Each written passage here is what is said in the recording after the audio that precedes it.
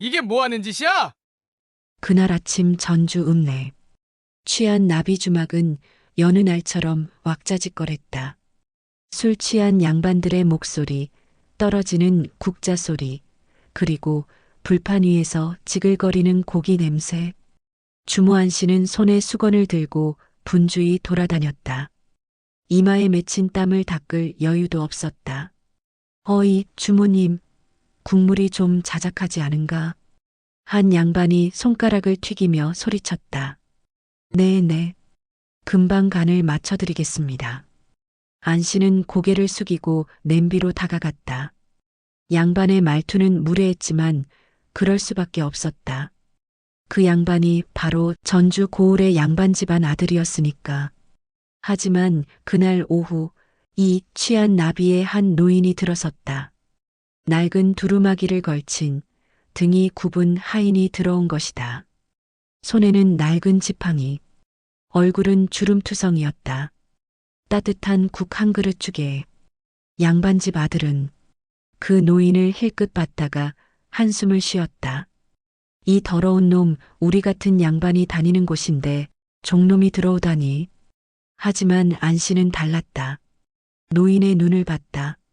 남다른 뭔가가 있었다. 어서 앉으세요. 따뜻한 국 곧 드리겠습니다. 그녀는 자신도 모르는 사이에 다른 손님들보다 먼저 그 노인을 챙기고 있었다. 노인은 국을 한 수저 떠먹고는 천천히 고개를 들었다. 이 국 맛있네. 자네 마음이 담긴 것 같은데? 안 씨는 피식 웃음이 나왔다. 마음이 담긴 국이라니. 할아버지 재미있으신 분이네요. 하지만 노인의 다음 말은 그녀를 얼어붙게 만들었다. 자네, 혹시 몸이 불편한 게 아닌가? 왜 자꾸 왼쪽 팔을 움직이지 않지? 안 씨의 손이 멈췄다. 아무도 그것을 모른다. 자신조차 외면해온 그 사실을. 당신 누구세요? 안 씨가 조심스럽게 물었다. 노인은 수수께끼 같은 미소를 지었다. 자네 같은 착한 영혼을 만날 줄이야. 그때였다. 주막 밖에서 울음소리가 났다. 마을 사람들의 고함. 양반집 아들이 말에서 떨어졌다더니. 안 씨와 노인은 동시에 고개를 들었다. 양반집 아들은 이미 자리를 떠나 밖으로 나가 있었다. 그리고 무언가 이상한 일이 벌어지고 있었다. 당신은 혹시 그날 밤 그 주막에서 무슨 일이 일어났다고 생각하세요? 영조 32년 조선은 여전히 신분제의 족쇄 속에 있었다. 양반과 상민, 종. 이 세 개의 신분은 마치 하늘과 땅 사이의 거리처럼 멀었다. 안 씨는 예전의 양반이었다. 아니, 정확히는 양반의 아내였다. 그녀가 20세이던 해 도성에서 온 양반 김 씨와 혼인했다. 남편은 어지간한 양반이었다. 그들의 집은 전주 읍내에서 가장 크고 화려한 저택이었다. 그러나 운명은 무정했다. 남편이 어느 날 나라를 배반했다는 혐의로 고발당한 것이다. 사건의 진실 따위는 중요하지 않았다. 권력 있는 사람의 한마디면 모든 것이 끝이었다. 남편은 벌을 받았고 집은 몰수당했다. 안 씨는 하룻밤 사이에 양반 부인에서 무일푼의 여인이 되어버렸다. 당신 어디 가요? 그날 밤 그녀는 남편이 감옥으로 끌려가는 것을 보며 외쳤다. 용서해. 그리고 살아남아라. 남편의 마지막 말이었다. 안 씨는 살아남았다. 하지만 양반의 딸로, 양반의 아내로 살아온 삶은 여기서 끝이었다. 재산도 신분도 도움을 줄 친척도 없었다. 오직 자신의 두 손과 예전 양반으로서의 글읽기 실력뿐. 그렇게 그녀는 취한 나비의 주모가 되었다. 주막은 신분을 가리지 않았다. 양반도 오고 상민도 오고 때로는 종도 들어왔다. 모두 같은 대접을 받았다. 돈만 있으면 된 것이다. 안 씨는 이곳에서 20년을 일했다. 처음엔 괴로웠다. 정숙함을 강요받던 양반의 삶에서 술 냄새 풍기는 주막으로의 전락. 그것도 모자라 왼팔에 화상을 입으면서부터 더욱 힘들어졌다. 고기를 구우려다가 불이 옮겨 붙었던 것이다. 팔이 이렇게 되면 재혼도 못하겠네. 마을 여인들은 수군거렸다. 하지만 안씨는 상관하지 않았다. 나는 이미 죽은 사람이야. 이 몸이라도 남았으니 족하지. 그렇게 그녀는 살았다. 오로지 손님들의 배를 채우고 다음 날을 살기 위해. 그런데 그날 그 낡은 두루마기에 노인이 들어오기 전까지는 안씨는 자신이 정말 죽은 사람이라고 생각했다. 그런데 혹시 남편은 여전히 살아있는 건 아닐까요? 종주제에 국을 먼저 먹다니 무례한 놈. 양반집 아들 유씨는 주막을 나가며 투덜거렸다. 그의 이름은 유경운. 39세. 양반이라는 신분은 있었지만 첩의 아들이라는 족쇄는 벗을 수 없었다. 양반 중에도 계급이 있었다. 정실 부인의 아들과 첩의 아들. 유경우는 후자였다. 아버지는 전주의 고을 양반. 어머니는 기생이었다. 돈은 많았다. 아버지의 도움 덕분에. 하지만 인정은 없었다. 양반 사회에서 첩의 아들은 항상 한 발 물러난 존재였다. 이 모 같은 나라. 신분만 믿고는 못 살겠더라. 유경우는 자포자기 상태로 술을 마시고 다녔다. 돈을 낭비했고 여자를 쫓았고 종들을 괴롭혔다. 그것이 그의 자존심을 지키는 방법이었다. 하지만 그날 오후 그의 말에서 떨어지는 사건이 일어났다. 정확히는 떨어진 게 아니라 떨어뜨려진 것이었다. 누가 나를? 유경우는 흙 위에 누워 자신의 몸을 바라봤다. 왼쪽 팔이 움직이지 않았다. 병신이 되었나? 의원을 불렀다. 검사 결과는 좋지 않았다. 아드님, 팔이 부러졌습니다. 이대로면 제대로 움직이기 어려울 것 같습니다. 유경우는 벌떡 일어났다. 이 병신 같은 몸, 이제 무엇을 하란 말인가? 그 순간 주막에 있던 그 노인의 말이 떠올랐다. 자네 같은 착한 영혼을 만날 줄이야. 아니다. 그 말은 주모에게 한 말이었다. 하지만 정말로 그럴까요? 아니면 뭔가 다른 일이 벌어지고 있는 걸까요? 그날 밤 안씨는 홀로 주막을 닫고 있었다. 어제 그 할아버지는 어디서 오신 분일까? 그런데 느닷없이 손이 움직였다. 자신의 왼팔이 자유자재로 움직이는 것이다. 안씨는 팔을 들었다 놨다 반복했다. 통증도 없었다. 화상 흔적도 깨끗이 사라져 있었다. 이게 무슨 일이야? 그 순간 주막 밖에서 울음소리가 났다. 주모, 주모. 마을 사람들이 안씨를 부르며 뛰어왔다. 뭡니까? 양반집 아들이 이상해. 갑자기 몸이 불편해졌대. 의원도 손을 못 쓰고 말이야. 안씨의 얼굴이 창백해졌다. 유경우는 주막에서 나간 후 집에 도착했을 때 이미 팔이 부러져 있었다. 하지만 그 이상한 점은 의원도 이해할 수 없는 일이었다. 아드님, 뼈가 부러진 게 아닙니다. 그런데 아예 팔을 움직일 수 없게 되어 있습니다. 마치 뭐냐? 마치 태어날 때부터 그런 것처럼요. 유경우는 비명을 질렀다. 이 병신 같은 몸, 누가 이러는 거야? 다음 날 마을 사람들은 수군거렸다. 유경운이 몸이 불편해졌대. 첩의 아들이라서 그런 거 아닐까? 하늘이 내린 벌. 주무한 씨는 요즘 왜 이리 보기 좋아? 팔이 부어있던데 깨끗이 나았더만. 말은 빠르게 퍼져나갔다. 안 씨는 주막에서 혼잣말을 했다. 내 팔이 낫고 저 양반이 몸이 안 좋아졌다고? 이게 우연일까? 그날 저녁 마을에 유명한 무당이 찾아왔다. 주모님, 저 양반이 저주를 받았다고 했어요. 저주라고? 네, 누군가 저 양반을 저주했다나. 안 씨는 고개를 저었다. 나는 아무도 저주하지 않았는데. 하지만 머릿속은 복잡했다. 그 노인, 그 낡은 두루마기의 노인. 그가 정말 무엇이었던 걸까? 혹시 저승에서 온 사람이었던 걸까요? 이틀 뒤 그 노인이 다시 나타났다. 이번엔 주막이 한창 손님으로 붐빌 때였다. 취한 나비의 주모시군. 노인은 조용히 앉았다. 이전과 같은 낡은 옷, 같은 지팡이, 같은 주름진 얼굴. 할아버지, 어디 계셨어요? 안 씨는 냉수를 떠다 내밀었다. 손에 잔잔한 떨림이 있었다. 저 양반이 불행해졌다던데. 당신과 무슨 관계가 있는 건 아닐까요? 노인은 고개를 들었다. 그 눈동자는 깊었다. 마치 수천 년을 산 존재의 눈빛 같았다. 자네가 물어보는 게 맞네. 네, 내 이름은 진강. 저승에서 온 사자일세. 주막 안이 조용해졌다. 누군가 술잔을 떨어뜨린 소리가 들렸다.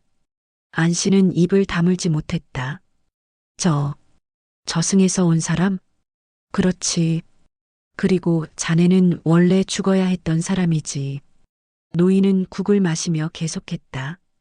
너 남편 말이야. 그 나라를 배반했다고 고발당한 양반 말이지. 그가 저승으로 끌려가기 전에 한 가지 일이 있었네. 제 남편이요?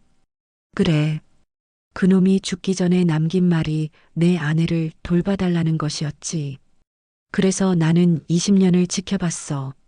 자네가 저 주막에서 얼마나 성실하게 살았는지. 안 씨는 눈물이 났다.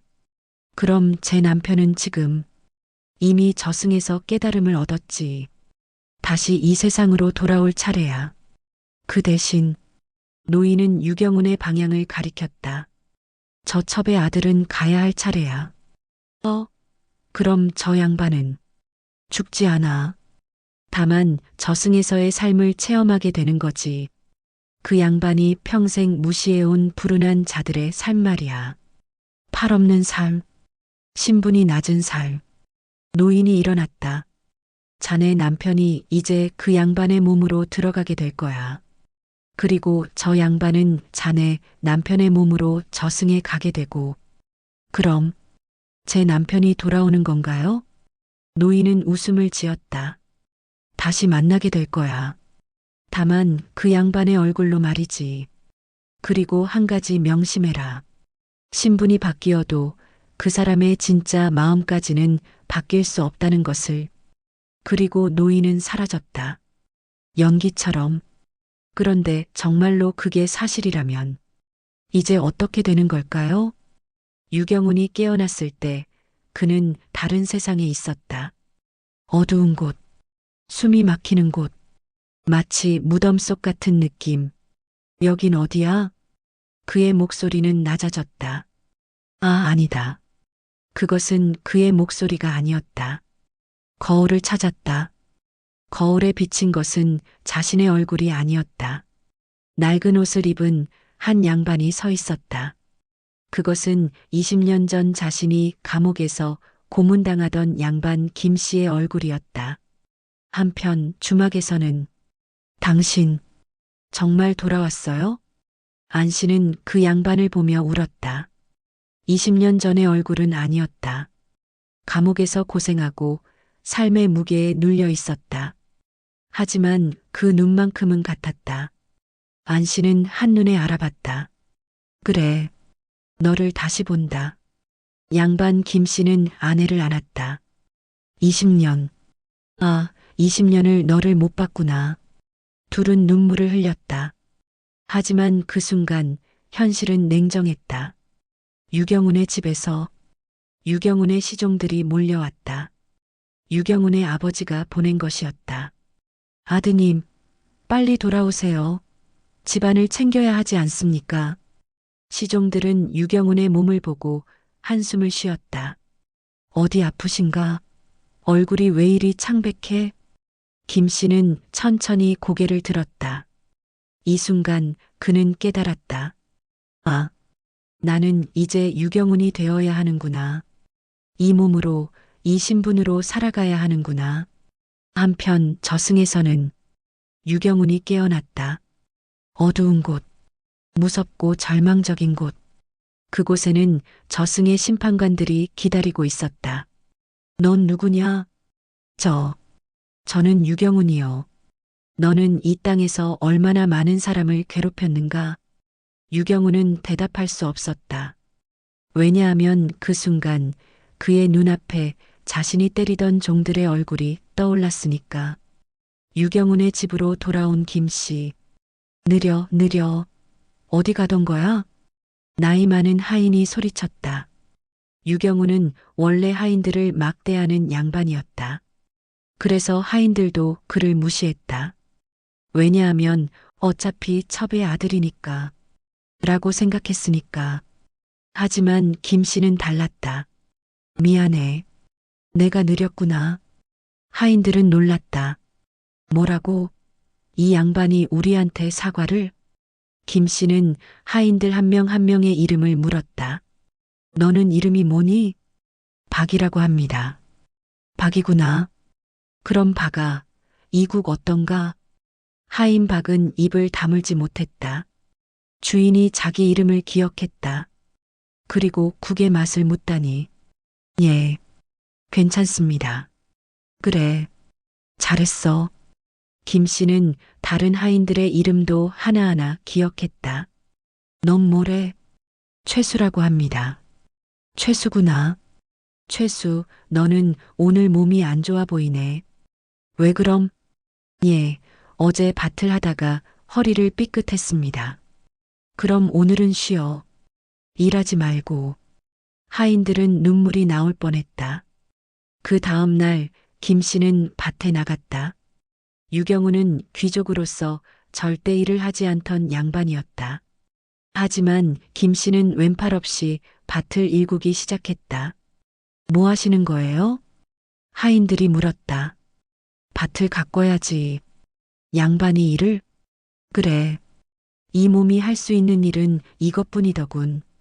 하인들은 처음엔 이상해했다. 하지만 계속 보다 보니 깨달았다. 저 양반, 우리 고생을 아는 건가? 오른팔 하나로 흙을 파고 씨를 뿌리는 그 모습.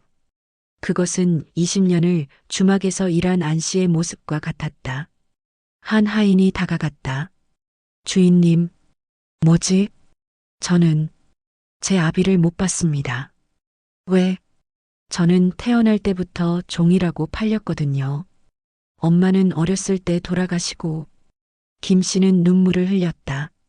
그럼 그 아버지를 찾게 해주겠네. 하인은 놀랐다. 뭐라고요? 진짜 말이야. 너 아버지를 찾자.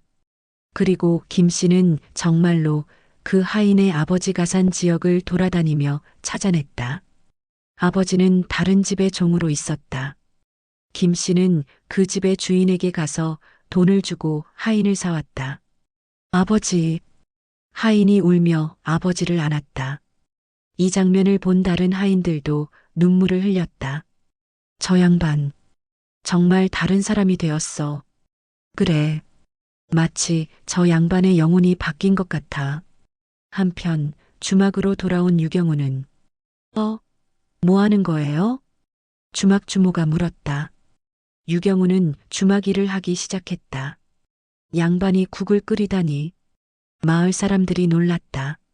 하지만 유경훈은 자신이 깨달아야 할 것을 깨닫고 있었다. 아, 나는 20년을 이 여인이 한 고생을 못 느꼈구나. 팔이 불편하다는 게 뭔지, 신분이 낮다는 게 뭔지 이제 알겠다. 유경훈은 밤새 울었다. 국을 끓이면서 팔이 불편한 안 씨가 얼마나 고생했을까. 왼팔 없이 불판을 쐬면서 얼마나 극심한 고통을 참으며 살아왔을까. 마을 사람들의 수군거림. 저 양반 원래 그런 거였나? 아니야. 분명 예전엔 종들을 괴롭히던 난폭한 놈이었어. 그럼 왜 달라졌대? 모르지. 어쨌든 사람이 완전히 바뀐 거야. 저 양반, 혹시 저승에 다녀온 건 아닐까? 글쎄, 어쨌든 우리도 다시 인간 대접받는 기분이야. 취한 나비 주막. 이 양반 뭐가 이래? 글쎄 착한데 왠지 슬퍼 보이네. 옛날 성격도 안 나오네. 완전히 다른 사람이야. 하지만 마을 사람들은 알지 못했다. 그곳의 유경우는 자신이 한 짓을 후회하고 있다는 것을. 신부는 바뀌어도 그 사람의 진짜 마음까지는 바뀔 수 없다. 6개월이 흘렀다. 고을 양반집의 첫 아들 유경훈이라던 양반은 이제 마을의 새로운 전설이 되었다. 저 양반 정말 다른 사람이 되었어. 그래. 뭐라고 할지 모르겠는데 신분이 없어 보여. 신분이 없다니 무슨 말이야? 그냥 다들 같은 사람으로 대하는 것 같아. 유경훈의 아버지가 아들의 변화를 보고 놀랐다. 유경훈아, 너는 왜 이리 달라졌느냐? 아버지, 저는 지금 저승에 다녀온 사람입니다. 뭐라고? 신분이란 게 뭔지 알았습니다. 그건 하늘이 주는 것이 아니라 마음이 결정하는 거더군요. 아버지는 아들을 더 이상 이해할 수 없었다. 하지만 그것은 중요하지 않았다. 더 중요한 것은 아들이 행복해 보인다는 것이었다. 그리고 마을 사람들이 아들을 이제 첩의 아들이 아니라 좋은 양반으로 대했다는 것이었다. 한편 취한 나비 주막에서는 안 씨가 아침을 준비하고 있었다. 그때 김 씨가 들어왔다. 당신 우리 떠나갈래요? 안 씨가 물었다. 아직 남아 있어야지. 내가 해야 할 일이 남았어. 김 씨는 미소 지었다. 우리는 이제 다시 양반이 될 수 없어. 이 몸도 이 신분도 영원히 달라질 거야. 하지만 뭐요? 우리가 함께라면 그것으로 충분하지 않을까? 안 씨는 울음을 터뜨렸다. 20년 만에 남편을 다시 만났다. 하지만 그의 얼굴은 다른 사람이었다. 하지만 그것은 중요하지 않았다. 네, 함께 살겠습니다. 그는 첩의 아들 유경훈으로 살아가면서도 김 씨는 누구를 위해서든 일했다. 왜냐하면 이제 그는 알았으니까. 신분이란 것이 얼마나 허망한 것인지. 마을 사람들은 점차 그를 향해 존경을 품기 시작했다. 저 양반은 정말 좋은 사람이야. 그래. 신분이 뭐가 중요하냐고. 마음이 중요하지. 그리고 1년이 더 흘렀다. 안 씨와 김 씨는 주막 뒤에 작은 집을 지었다. 아버지의 재정 지원 덕분이었다. 그의 아버지는 이제 아들을 완전히 이해하지 못했지만 아들이 행복한 것만으로도 만족했다. 당신, 우리가 이제 정말 다시 시작하는 건가요? 그래. 이번엔 제대로 시작하는 거야. 양반도 종도 아닌 그냥 우리로서. 그런데 혹시 저승에서 온 사람 진강은 정말로 사라진 걸까요? 그의 겨울 취한 나비 주막에 편지 한 통이 날아왔다. 누가 보낸 건지는 알 수 없었다. 다만 안 씨의 이름만 적혀 있었다. 편지를 펼쳤을 때 그곳엔 이렇게 쓰여 있었다. 안 씨여, 나는 이제 하늘로 돌아간다. 너희의 운명 바꿈은 성공했다. 그 양반의 몸에 들어간 우리의 친구 김 씨는 이제 저승의 심판관이 되기로 했다. 저승에서도 인정할 만큼 착하디 착한 영혼이었다고 말이다. 그리고 너에게 한 가지 말해주고 싶다. 신분이란 것은 부모가 정하는 것이 아니라 마음이 정하는 것이다. 양반도 종도 상민도 모두가 같은 한 명의 인간이다. 그것을 기억하거라. 그리고 저 양반 유경우는 저승에서 오랜 시간 정진했다. 자신의 죄를 반성하고 깨달음을 얻었다. 언젠가 다시 이승으로 돌아올 때 그는 정말로 새로운 사람이 될 것이다. 진강이 올림. 편지는 그대로 사라져버렸다. 연기처럼. 안 씨가 물었다. 당신 뭐가 적혀 있어요? 저승에서 온 사람이 보낸 편지다라고요. 우리가 성공했다고. 김 씨는 미소 지었다. 그렇구나. 그럼 우리는 이제 뭘 해야 할까? 마음이 같은 사람들을 모아 그들의 신분이 의미 없다는 것을 보여주는 거야. 그렇게 취한 나비주막은 변했다. 양반도 오고 상민도 오고 종도 올 수 있는 곳. 모두가 같은 대접을 받고 함께 국을 떠먹고 서로의 이야기를 나누는 곳. 마을 사람들은 말했다. 저 주막은 뭐가 다른 거야? 글쎄, 신분이 없어 보여. 신분이 없다니 무슨 말이야? 그래. 그냥 다 같은 사람으로 보여. 그리고 수십 년이 흐르면서 전주의 거리에는 전설이 생겼다. 취한 나비 주막에 가면 신분의 벽이 무너진다. 거기 간 사람들은 모두 다시 인간이 된다. 그 주모의 남편은 저승에서 돌아온 사람이라더니 이 이야기가 우리에게 묻습니다. 양반이 종이 되고 종이 양반이 되어도 결국 사람은 바뀌지 않는다면? 그렇다면 신분이란 뭘까요? 당신은 어떤 사람이 되고 싶습니까? 이 이야기처럼 조선시대에는 아무도 말할 수 없던 신분의 무너짐이 조용히 일어나고 있었습니다. 당신 주변에도 신분의 벽 때문에 고통받는 사람이 있을까요? 다음 편에서는 더욱 슬프고 절절한 이야기를 준비했습니다.